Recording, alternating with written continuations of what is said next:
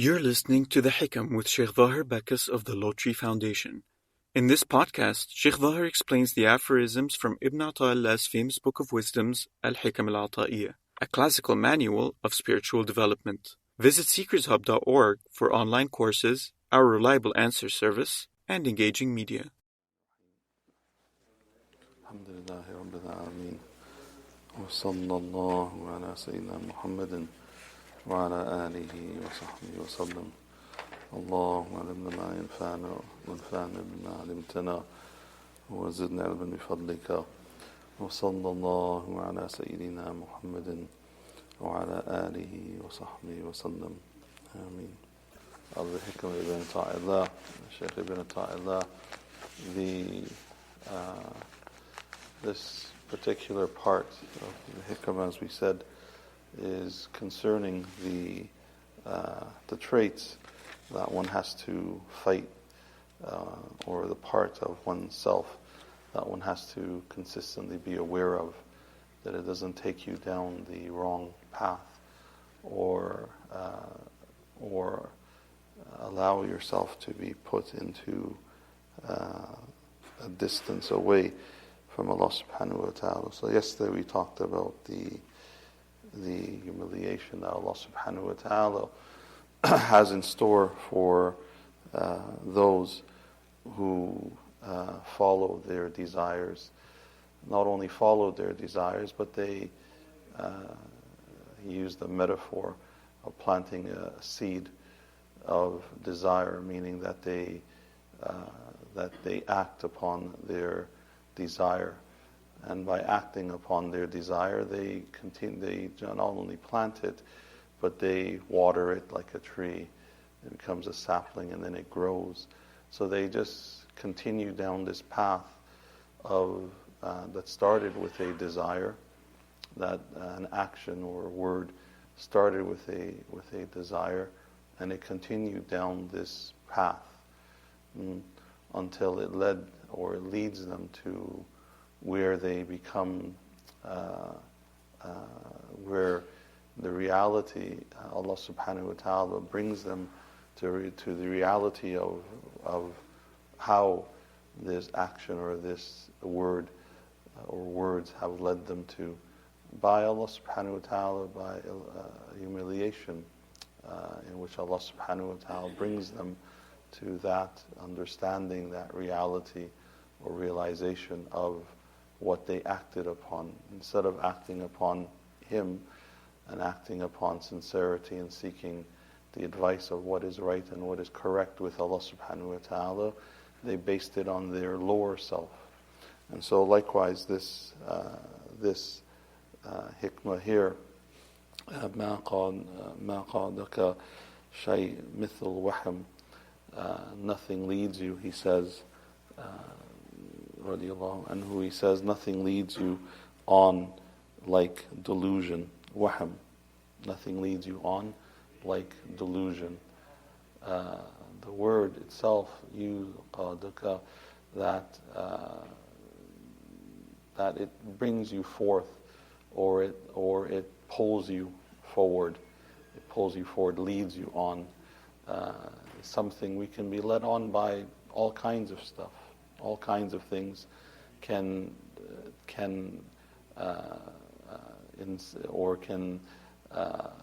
lead us, or can pull us forward by our allowance, simply by our allowance, our own allowance of those things can lead us forward, can lead us towards to do things. So he says that nothing leads you on like delusion. Meaning what is delusion? Delusion is the thinking that something is like something when it is not. That's delusion. Looking at things through the eyes of what you want it to be, not of the reality of it. Looking at things through the eyes of what you want it to be, or what you on the exterior is what those things are on the exterior, or what you think is will be pleasurable, or would lead to a temporary pleasure. This is wahm. And the opposite of is yaqeen. The opposite of wahm, of delusion, is yaqeen, certainty. Certainty who? In Allah subhanahu wa ta'ala. In between the spectrum, between yaqeen and wahm, you have many things. You have shak and you have dhann. That's what you have in between. So yaqeen is the ultimate goal of the believer. What is the ultimate goal? Is to have full faith and certainty in Allah subhanahu wa ta'ala. So that when you look at things, that you judge it according to what will lead you to the pleasure of Allah subhanahu wa ta'ala. But that's it. When you look at things that you want to do, things that you want to acquire, things that you want to say or not say, you look at it from, is this going to lead me to the pleasure of Allah subhanahu wa ta'ala? This is yaqeen. Not just certainty in one's Lord, full, 100% certainty in Allah subhanahu wa ta'ala, complete.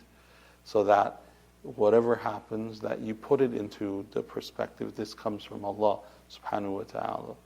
Anything that happens, it comes from Allah. Whether it's good or bad, if it's good, you thank Allah for it. This could not have happened without Allah granting me it. And become thankful. It leads you away, that leads you away from arrogance. That's what it leads you away. It leads you away from arrogance.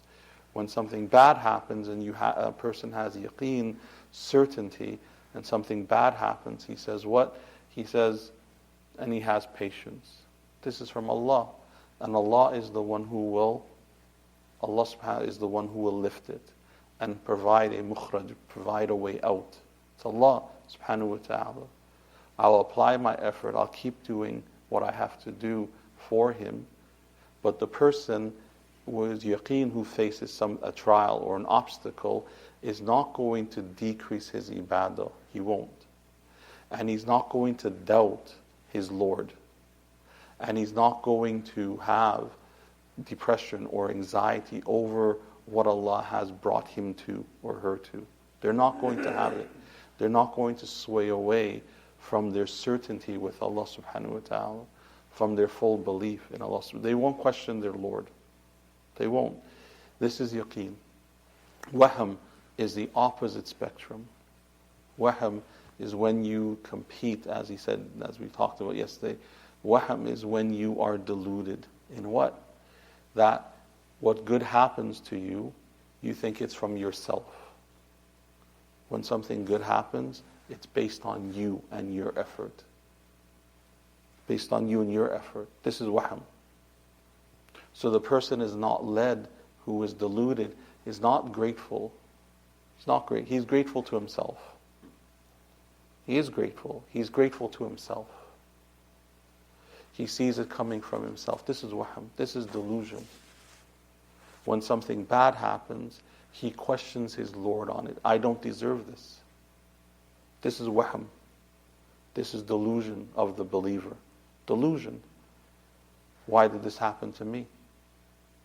I've been practicing, I've been this, I've been that. Why did this happen? So they question their Lord on it. And they blame their Lord. This is wahm. The person has wahm on it. Why should I continue doing all these works that I've been doing when this is what happens to me? Why should I continue to study, do this, work, whatever, when these are the things that happens? This is wahm, this is delusion. So he says, مَا قَادَكَ شَيْءٍ, that nothing leads you on. Like what? Like wahm, like delusion. Leads you on to what? It grows. Someone who has wahm, who is in this state, the state is a hijab. I mean, the state of wahm is a hijab, that one places a barrier between themselves and shuhud of Allah subhanahu wa ta'ala, shuhud ilahiyya, that they place a barrier between themselves and witnessing Allah subhanahu wa ta'ala. The witnessing of Allah in the heart. That one has complete love and trust with Allah subhanahu wa ta'ala. Complete love and trust with Allah subhanahu wa ta'ala. Shuhud ilahiyya. That one sees through the aspects of this dunya. That one sees through the exterior of everything in this dunya and looks at everything through the reality of what it is. Creations of Allah. Creations of Allah subhanahu wa ta'ala. Outward aspects of Allah, of what Allah has created.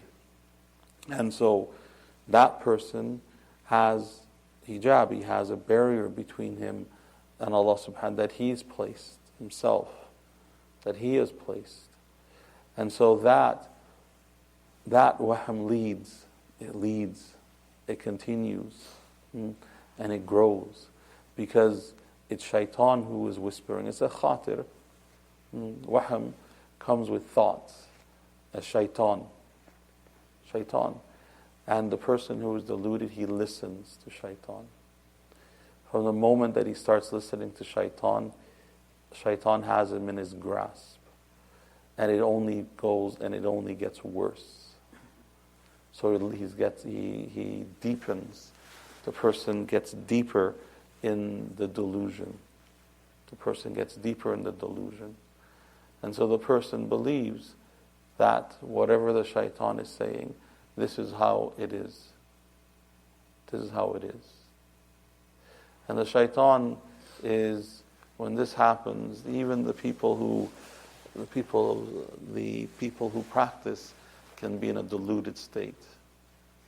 And the shaitan leads them on through their acts of ibadah. Why can the people who are practicing be deluded? Why is it that they can be deluded? Because they're not doing it for the sake of Allah subhanahu wa ta'ala. They think so, but they're doing it for people to see. Or they're doing it for reputation. Or they're doing it for people to recognize them. Or they're doing it not to feel the shame of people knowing that they're not here or there or doing this or saying this. This is wahm. So even the people do not think, the believer should never think that, I pray 5 times a day and I do this and I do that and I have full certainty Allah. No. A believer in that category can still be deluded, because his niyyah could be completely reversed, or the opposite of where it should be. The believer could be like this in the state of wahm, in which it leads you on. The shaitan leads you on. The delusional state leads you on to do what? That all of the actions that you do is just outward, and there's no inward reality of it. The inward reality of our acts of worship is that we do it for the sake of Allah subhanahu wa ta'ala, and it doesn't change from private to public. The acts does not change. How we are out in public is how we are in private. How we speak in public is how we speak in private. How we act when we're in public is how we act when we're in privacy. The way that we perform our acts of devotion to Allah subhanahu wa ta'ala is in public is the same way that we perform our acts of devotion in private. It doesn't change. It does not change. We do not lessen our acts of devotion. Not lessen it. This is a person who he's sincere to Allah subhanahu wa ta'ala. There's sincerity. There's sincerity in it. Someone who has wahm, who is deluded, he is doing things for other than Allah subhanahu wa ta'ala. There's an admixture of it. There's an admixture of it, and he could be competing with people, as we talked about yesterday. One of the states of wahm, of delusion, is that you compete with people. Compete with people. You do things for the sake of people, in terms of wanting this world and wanting the desiring of this world, or desiring aspects of this world. Desiring aspects of this world. That one completes it, or one does it for the sake of others instead of for the sake of Allah subhanahu wa ta'ala. For the sake of Allah subhanahu wa ta'ala. What pulls the mu'min who has yaqeen, or dhan, let's say even dhan, what pulls the mu'min who's in that category of certainty, What pulls him is that he wants a genuine or a pure heart. He wants a genuine, pure heart. And he has the realization, the person who's close to yaqeen or has yaqeen, has the realization that nothing's going to benefit him except Allah. Nothing. Nothing's going to, not his wealth, not his children, not his status, not what people think of him. Nothing will benefit him except Allah, not the praises of people. Not the praises of people. That person has a qalb, he has a heart that is pure. And Allah subhanahu wa ta'ala says it, لا ينفو مال ولا بنون إلا من أتى الله بقلب سليم. Your wealth, your progeny is not going to benefit you except the one who comes to Allah. Qalb salim comes with a heart that has purity in it. It has yaqeen in it. Purity, yaqeen. It has certainty in it. There's purity in it, there's certainty, there's love of Allah subhanahu wa ta'ala in it. That heart does not concern itself with this world. It does not concern itself with praise. It does not concern itself with status. It does not concern itself with words of people. It does not concern itself with the actions of others. It doesn't. It does not concern itself with what people have. Doesn't. That heart is not concerned. That heart is not in wahm. That heart is not delusional. It's not in the state of delusion. It's not in the state of delusion. The state of delusion means that you cannot distinguish between what is right and wrong in terms of sincerity. A person who is in delusion can perhaps say this is right, this is wrong. This is right, this is wrong. He may not be able to help himself to pull away from the wrong. He may not be able to pull himself away from what is wrong. And he may flip what is wrong and what is right. It may be reversed. It may be reversed. And he may make excuses. The one who is delusional may make excuses. Well, this is not as bad as what I used to do, or this is not as bad as what others do. It's still wahm. The person is still deluded because he's making excuses for the wrong that he may be doing. May be wrong because there's a barrier between him and the witnessing of Allah subhanahu wa ta'ala. There's a barrier. And that barrier, shields him. That barrier prevents the person from noticing even his own wrong. A person who's delusional, he does not sometimes even see his own wrong. He doesn't see his own wrong. Does not see his own wrong. And so the person outside of this is able to distinguish. He's not, the person outside of wahm does not allow the dunya, does not allow this world. He does not allow this world to vary his state of being, or his state of the heart, or the state of his mind. He does not allow this world to come into varying how he feels or how he is. Some of the knowers of Allah subhanahu wa ta'ala of the past, they said the servant is not truly content until even if every desirable thing came to the door of his house, of what people of the world desire, he will not even look towards these things, will not even open the door for them, as he's already content with the state that Allah subhanahu wa ta'ala has put him in. This is a person who is outside of wahm. When you're outside of delusion, you have contentment. There's contentment. A person who is in the state of delusion is not contented. No matter if he has the entire world, he's still not contented because he still wants more of this world. So, the servant is not truly in contentment until what? Until even if every single desirable thing everything that people would desire, or he would desire, if it came to his door, he would not even look towards it. He would not even look towards it. It wouldn't change him at all. It wouldn't change him. Why? Because he's already contented with what? With his Lord. He's already in contentment with Allah subhanahu wa ta'ala. He's contented with Allah subhanahu wa ta'ala. How do you get to that state and move away from delusion? Thankfulness. Is you become thankful. And you increase in your thankfulness to Allah subhanahu wa ta'ala. You increase in your thankfulness to Allah subhanahu wa ta'ala. That no matter what happens to one, that you see that it's an extension that it comes from Allah subhanahu wa ta'ala. Everything. That you see everything coming from Allah subhanahu wa ta'ala.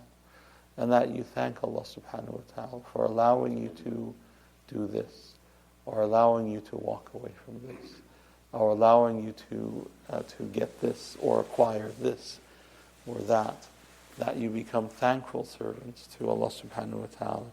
And through that thankfulness, is a building of certainty or contentment. It's a building of it. That thankfulness makes one content. When you're thankful to Allah subhanahu wa ta'ala, it makes one content. And it moves one away from competing for this world. Moves one away from competing. And if you're not competing in this world, then you're not going to set up a barrier between you and Allah subhanahu wa ta'ala. And the barrier is other people in this world. And then you can focus on certainty. And you build your certainty with Allah subhanahu wa ta'ala. The asl of it is what? It is thankfulness to Allah subhanahu wa ta'ala. Doing things for the sake of Allah subhanahu wa ta'ala. This is where the thankfulness comes in. And it leads to one removing all of the barriers between one and Allah subhanahu wa ta'ala. That the barrier between one and Allah subhanahu wa ta'ala is completely removed. Now, what does it mean that the barrier between you and Allah?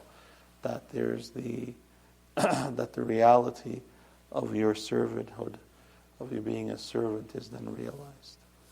That you realize what servanthood is. What is servanthood? That's the reality that one comes upon. One comes upon that reality. And what happens when that happens, when you realize in one certainty, then any relationship that you have with the khalq, with the creation of Allah, does not then affect you. Any relationship that you have, whether it's good or bad words or whatnot, that it doesn't move you away from Allah subhanahu wa ta'ala. Doesn't move you away from Allah subhanahu wa ta'ala. And so praises and disparity, praises and ill that people may give to one are the same thing. Person outside of wahm, it's the same thing. The praise or the criticisms of people are the same thing. It becomes the same thing. Praises and criticism becomes the same. It's not, the criticism may benefit you. Person outside of wahm, they'll benefit from criticism. But it's the same thing at the end of the day. And because one's aim is Allah subhanahu wa ta'ala. One's aim is Allah subhanahu wa ta'ala. And once one's aim is Allah, and one is sincere in one's devotional practices and what one does, everything that one does, then one is only looking for Allah's pleasure. One is only looking for Allah subhanahu wa ta'ala's pleasure. And if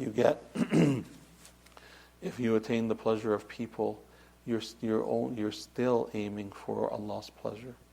So it doesn't matter. That's the person who is outside of this state of wahm. He's outside of the state of delusion. He's outside of that state. And the judge is yourself. The judge of it is yourself. That's the judge.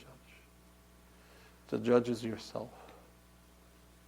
No one should judge another person, because waham, this person who's delusional, their own delusion is their mind and their heart.